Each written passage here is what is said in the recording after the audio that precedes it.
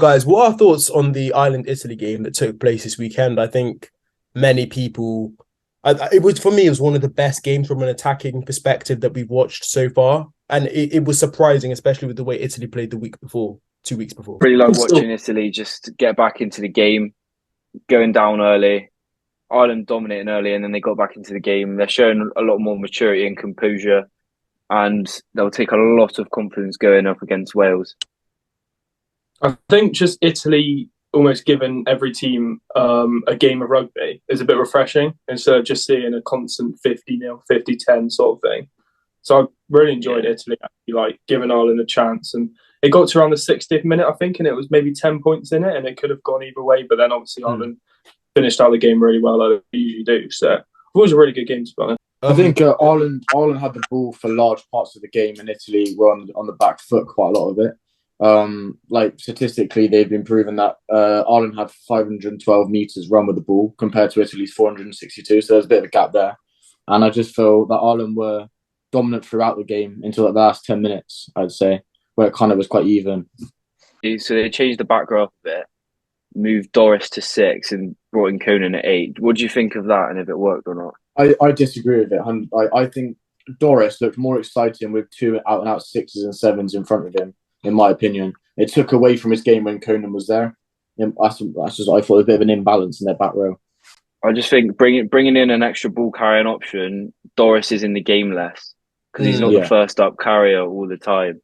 But then it could work coming up against teams with strong defence like France, when sometimes you need those two options that are just going to carry into a brick wall. They're probably trolling it out against the Italians, I think.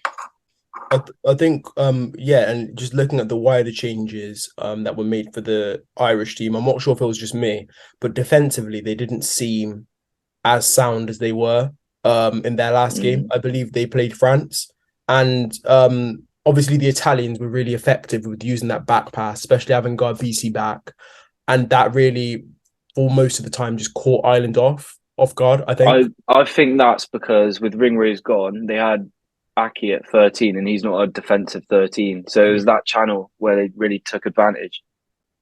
I just think Aki played well though, like carrying the ball. But like he's a really good ball carrier. So I feel like him at 12 and Ringrose at 13. With Aki's performance, does that put him into starting team for bigger games over like a McCloskey? No. I think it could do. Because like I don't think as much as Ringrose is a good ball carrier, Aki is so much more effective. And it allows Ringrose to have more spit. Well, it's true. Aki's a better ball carrier than Ringrose. I don't know why you're trying to dispute that. I mean, it's true. It is true. Yeah, how is it not true? Yeah, but okay, but your statement was that he's more effective than Ringrose, and No. At ball carrying. As a first phase. Yeah, I didn't mean no. What? Yeah, like first phase ball carrying, and then when there's like mismatches, Aki's probably a lot better as well. He always gets over the gain line. I just feel like there's more of a balance there with Aki and Ringrose. And also you can't take away like he's not just a ball carrier, he's got that distribution game, which helps as well, especially with Sexton not in. Having a second up distributor does help a lot. Within that tight channel, he worked really well with Hansen and Lowe and provided some moments of magic. I think especially being able to create that 2-on-1 with the defender and putting the winger in space. Aki was so effective in that sense. But I think one more question that I want to ask as well: What do we think of Italy? Like, what were our takeaways from Italy? Their players, some of their players were stood out. I mean, is it the 8 Canoni? He was ball carrying, like he was outstanding. He really put his hand up, and as a good 8. And there's lots of standouts across the pitch, but overall their team performance was a bit average. I mean, Caputo didn't really get into the game, in my opinion. I don't think he got into the game. But as much as the other games has, like but the issue is, I think Caputo. Obviously, we need to remember, like he's still quite young in his international career, and I think it doesn't matter about your age. Marcus Smith was pulling strings at a very young age. He like, you know what I mean? You can't talk about age. If you're good enough to be on an international stage, you should be performing each week. Just feel like Italy, like for me, when I watch them play, it's almost guaranteed they'll have like a moment of magic and they'll score from it. I don't know if that's just me, but it feels like they stay in games because they just create a try out of absolutely nothing.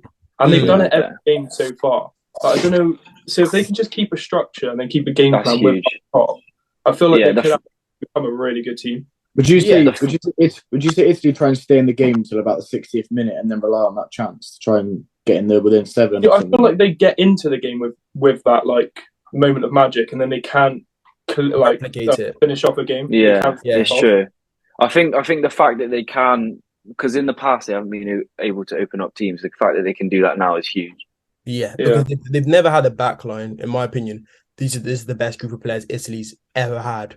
Like it's a generational team, and like what I was saying like last week as well. I think what I'm looking at the Ireland game, I'm taking into account that Ireland were missing big hitters for them, right? So I'm saying to myself, if it was Ireland's first team, it would have been a completely different result. I'm taking the England game into account as well, but I'm saying to myself, look, Italy do have the potential to be a good team, but I don't think they're close to it. I don't think they are, but I still do see them getting a result against Wales. That's what I think. Yeah, because it's